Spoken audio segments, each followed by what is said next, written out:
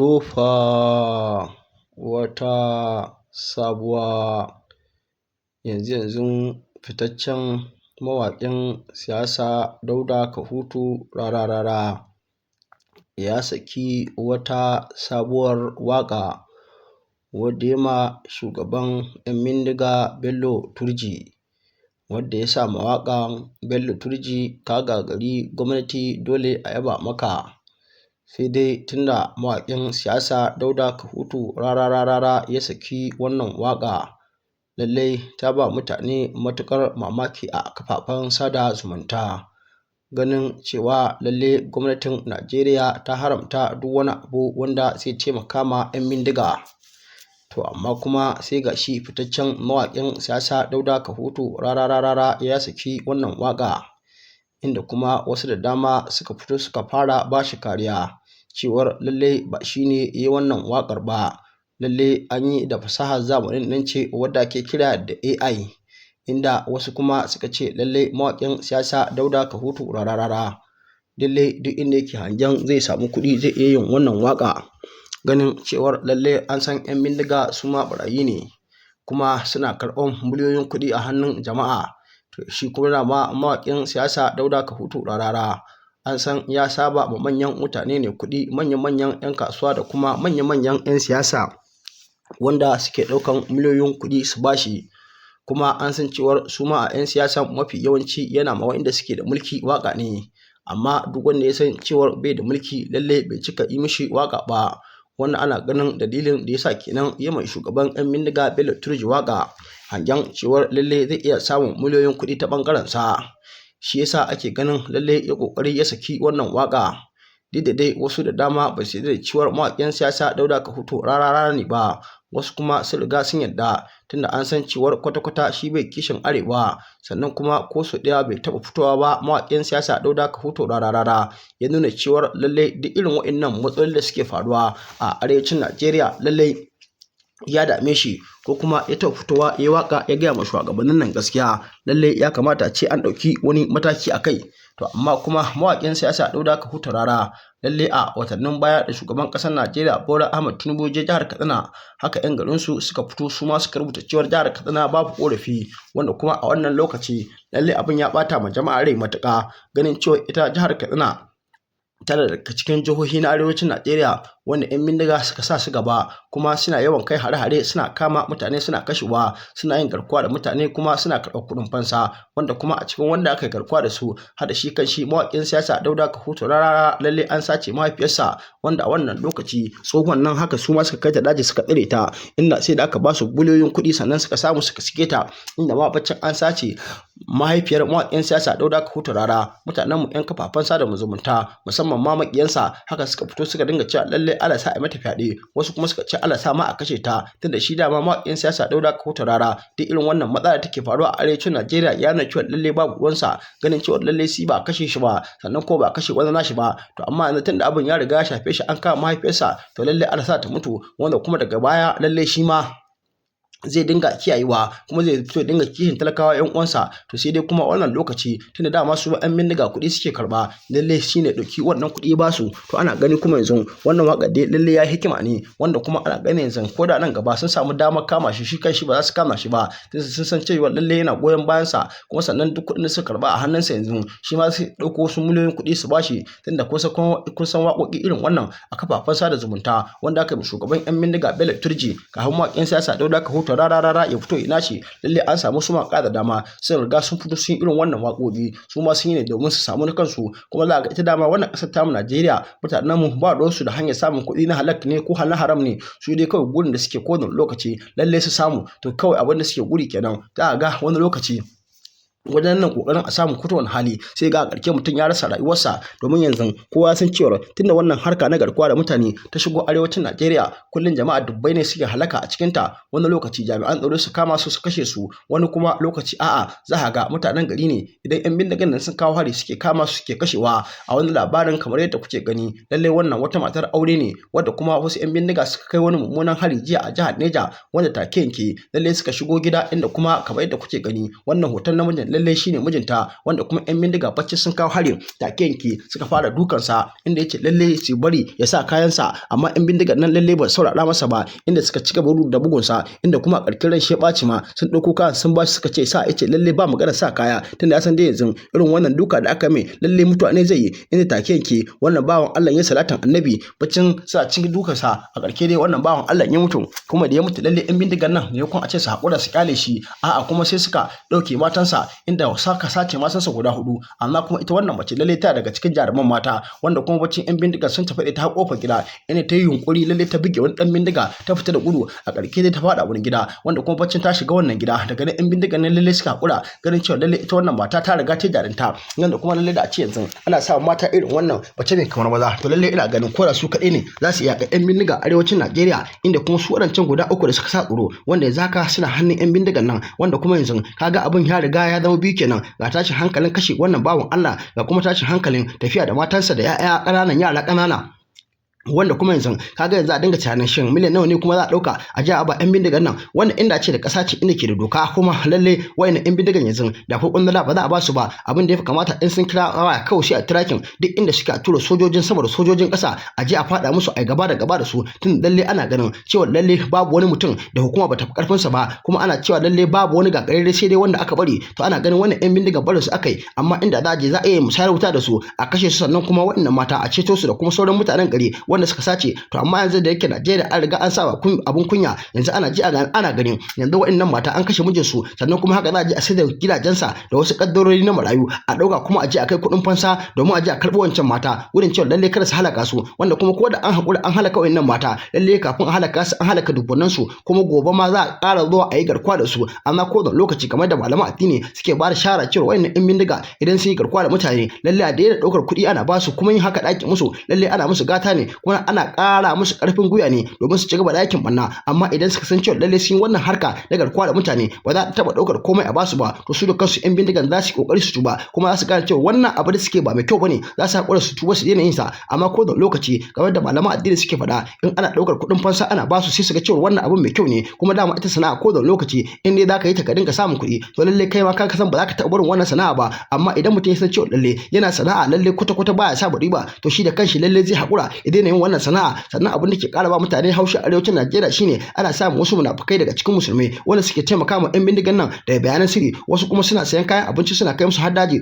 wasu kuma suna sayan mashina suna kai musu, wasu kuma lallai su ake aika su yi safarar makamai su je su kai musu, wanda kuma a ƙarshe su ma lokaci irin waɗannan masu safarar makamai lallai asiri sai da tunuwa, inda za ka ga sun shiga rundunar hannun yan sanda ko kuma rundunar sojoji, wanda daga baya sai ka ci suna cewa lalle za su ba gwamnati haɗin kai, wanda kuma wannan haɗin kai na banza ne, wanda kuma ba zai taɓa amfani ba. Babban haɗin kan da ya kamata ka ba 'yan sanda da sojoji shine lalle idan ka san ka daga cikin hannu na cikin masu taimaka ma 'yan bindigan nan ka daina taimakon su, sannan kuma kai ma in dan ta'adda ne lalle ka tuba ka aje makamanka, ko kuma ka kawo su wajen 'yan sanda da sojoji, ko kuma a'a ka samu wani guri ka binne su ka tuba tsakaninka ga Allah, ba wasu asirin ka ya tunu ba. Amma duk wanda ya kuskure lalle har ya riga ya shiga hannu sannan daga bace zai tuba, to lalle rundunar 'yan sanda ba ta taɓa musu afuwa ba, kuma sannan duk wani hukunci mai tsanani da ake inda an kama ka zuwa laifi lalle sai an hukunta ka daidai da abin da ake ta lalle ka aikata, tunda ba tsoron ka ake ba shakka ka ake ba, kuma kamar yadda kai baka ci tausaya mutane ba, to lalle fa in ka shiga hannun jami'an tsaro su ma ba su taɓa tausaya ma ba, lalle sai an hukunta kamar yadda ake hukunta duk wani mai laifi a ƙasar tamu Najeriya.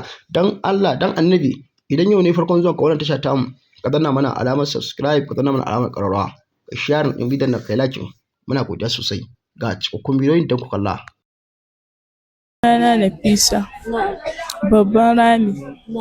Ke ne mata na nawa ga Alhaji Sani? Mata na 3. Na'am, a daren jiya kun samu bakuncin waɗannan 'yan ta'adda. Eh. Shin menene ya faru bayan sun zo gidanku? Ya ma aka yi suka shigo? Ina nan kwance baranda sai na ji zahi ya min yawa. Sai na ce bari in hita waje. Da na hita waje na yi shinhiɗa sai na kwanta da yara guda 2. Da na kwanta yaro na ya tashi. Da ya tashi sai ya kama faɗin baba, baba. Sai na ji an bugi Gambo, sai na ce da daddaren gawa ga bugun Gambo, sai na ji an koma an bugi Gambo ya buɗe. Da sun ka shigo sai sun kai cikin ɗakin mai gidanmu, suna shiga sai sun ka ɗau taɓarya sun ka buga ni da kai, yana tashi sai sun ka hisse ga hili, da sun ka hisse ga hili sai sun ka ce mai kuɗi ko waya, ya ce bai da kuɗi amma su bari ya sa kayan shi. Da ya sa bai sa kayan shi ba sai sun ka ƙara buga mai taɓarya sai ya faɗi wajen rijiya. Ya ce inna lillahi wa inna ilaihi raji'un. Sai ya tashi, sai sun kanshi ya fashe.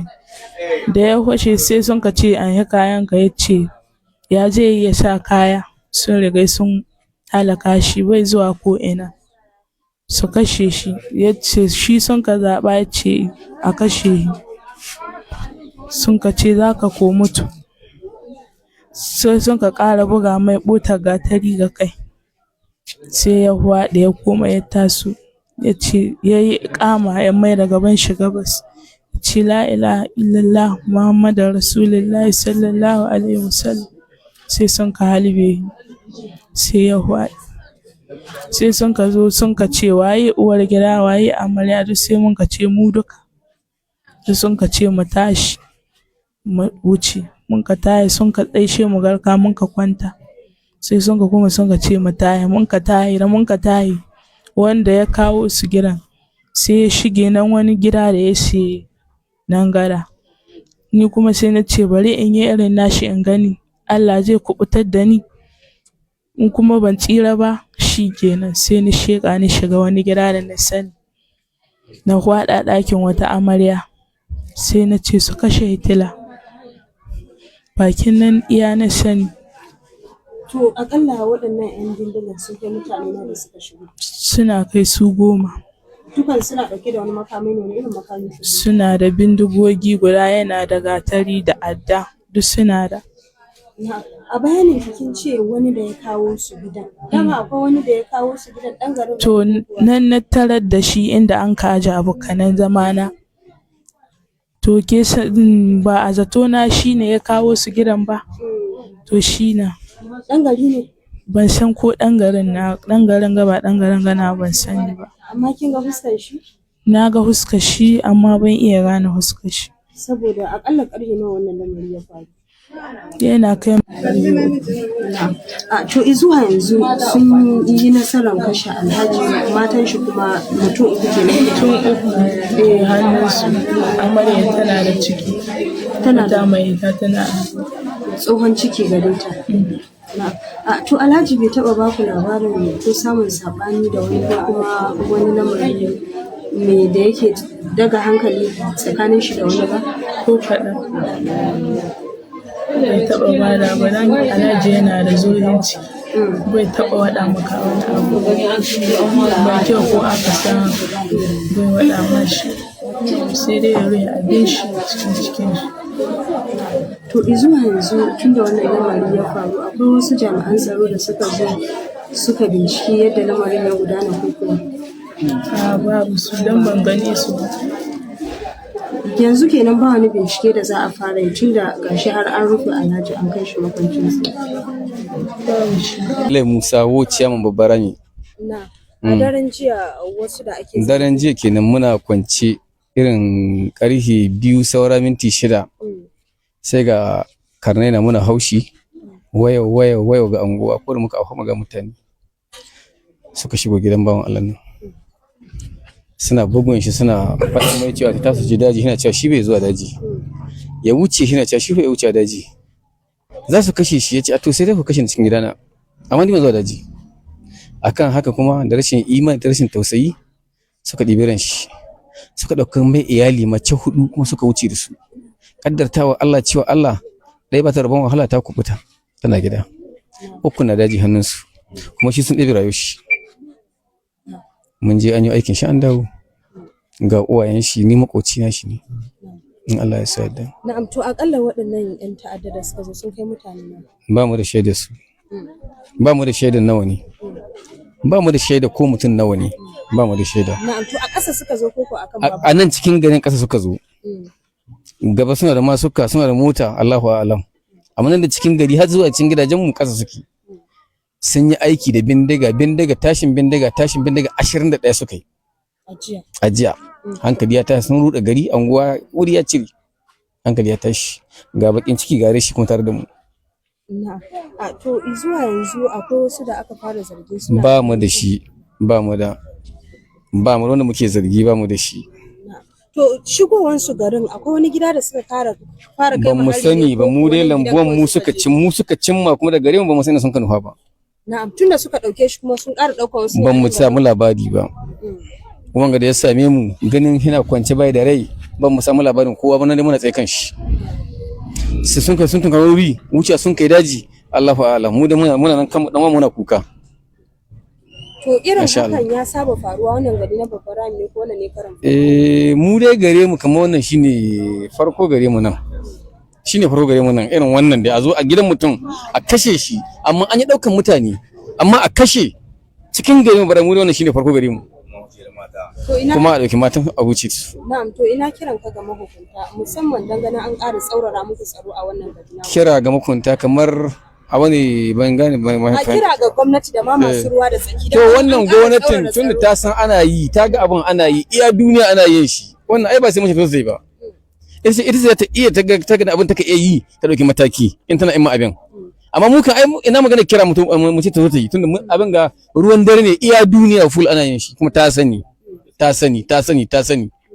ni za mu ce sai Allah ya mana mahita, Allah ya taimake mu, Allah ya mana mahita kuma Allah ya mana kariya. Muna kan roƙon Allah wa'annan bayan da hannu shi dai ta kai karshe, muna fatan gafara gare shi, Allah ya mishi gafara. Wa'annan iyali nashi muna neman afuwa, Allah ya shiga mu tsakanin mu da su, ya mana afuwa, ya tausaya mana, ya kwato mu da su da ƙarfin shi.